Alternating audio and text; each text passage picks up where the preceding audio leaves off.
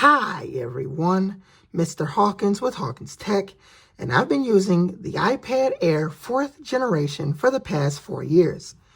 And in this video, I'm going to talk about how it's held up, the overall design, go over the specs, price, and different things like that, all in this video. Now, as far as the overall design of this particular device,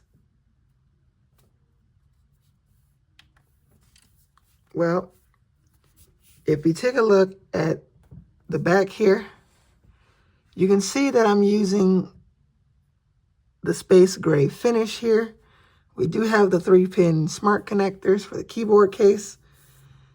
And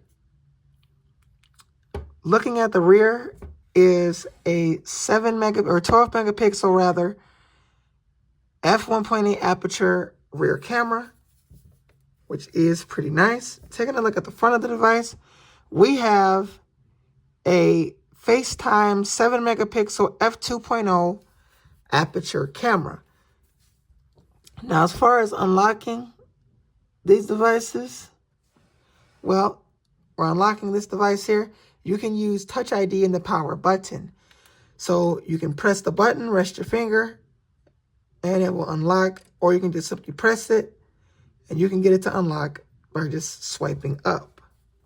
Or you can press the button and unlock with any finger. As long as you press it with your Touch ID finger, the lock icon will disappear, and you can unlock with any finger.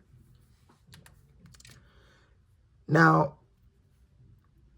as far as how the overall design has been holding up for the past 4 years, well, taking a look here, I'm not seeing any scratches on the particular device. Overall, this device is in very great condition. Taking a look at the overall sides. Now, this device does not have 4 speakers. I know that you would think there is right here and right here, and also right here and here as well. But this is a top left speaker, and this is a bottom left speaker. These two ones on the right are microphones. I don't know why Apple did that, but that was a design choice with the iPad Air, I guess to make people look like, or to make people feel like, rather, they were having the iPad Pro. Now, I will go ahead and test those cameras right now. Here I am recording off of the 12 megapixel rear-facing f1.8 aperture camera on the iPad Air 4th generation. The iPad Air does have pretty good cameras. This 12 megapixel camera is pretty nice.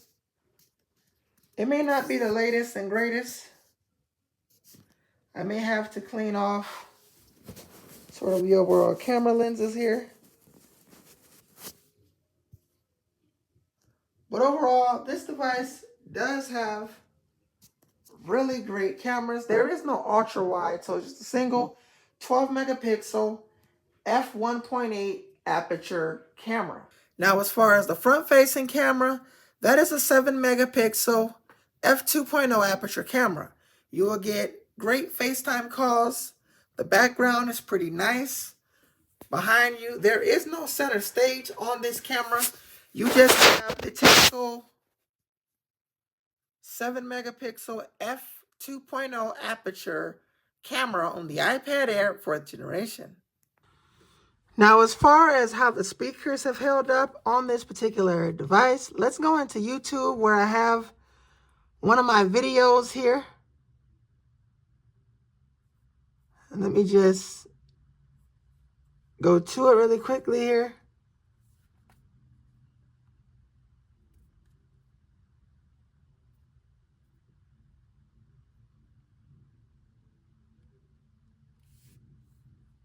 Hey everyone, Mr. Hawkins with Hawkins Tech, and in this video I will be comparing the iPhone 12 to the iPhone 14.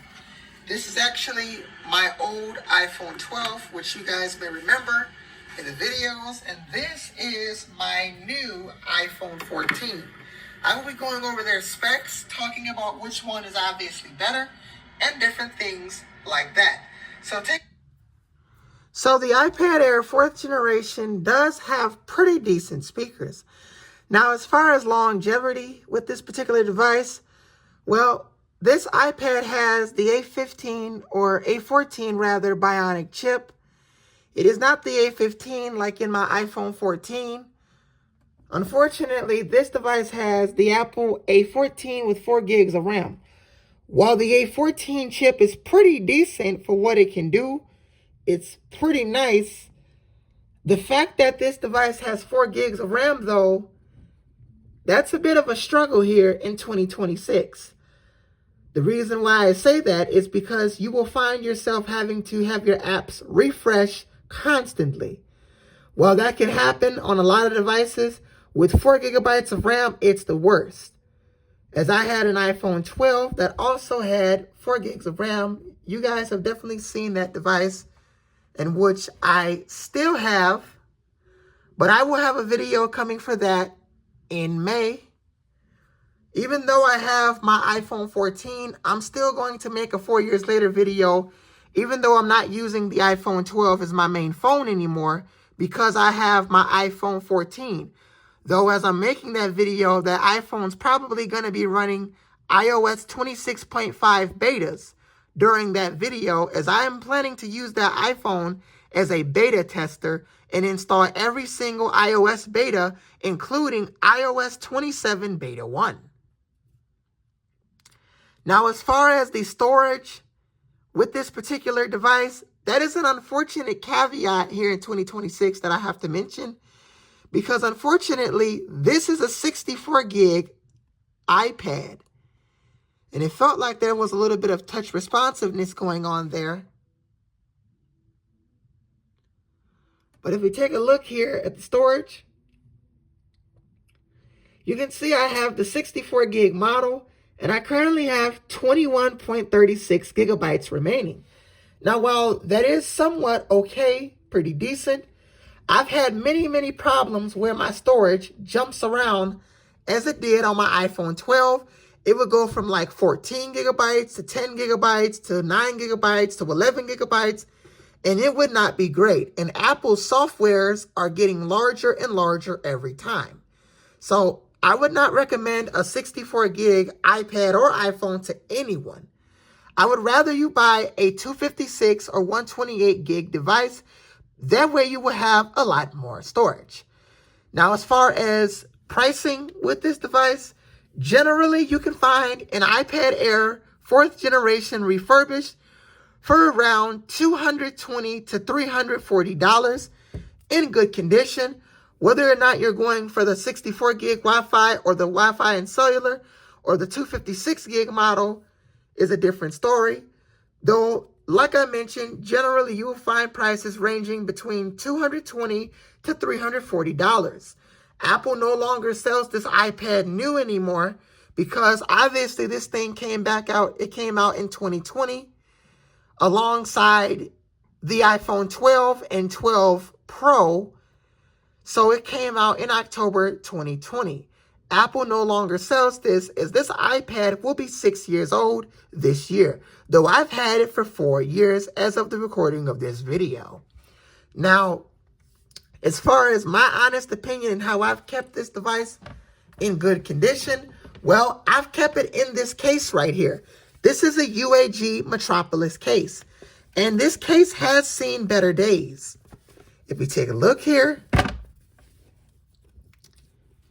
you may not be able to see it 100%. If I bring my iPhone 12, the flashlight here, under the flashlight here, you can see we have some peeling going on here. So this case has seen better days. There is a lot of wear and tear on this particular case, and that's because it's been keeping my iPad Air 4 in really good condition. Though while the case has not been holding up the best, the iPad, on the other hand, has. It's been holding up in very great shape. So honestly, if I have to give this iPad a rating, well, I kind of would have to give it an 8 out of 10. And I only give it that rating for two obvious reasons. Number one, the fact that this thing starts with 64 gigabytes. That is not good in 2026 because you will easily fill up your storage, and I do not recommend anyone to go ahead and pick up a 64 gig iPad anymore.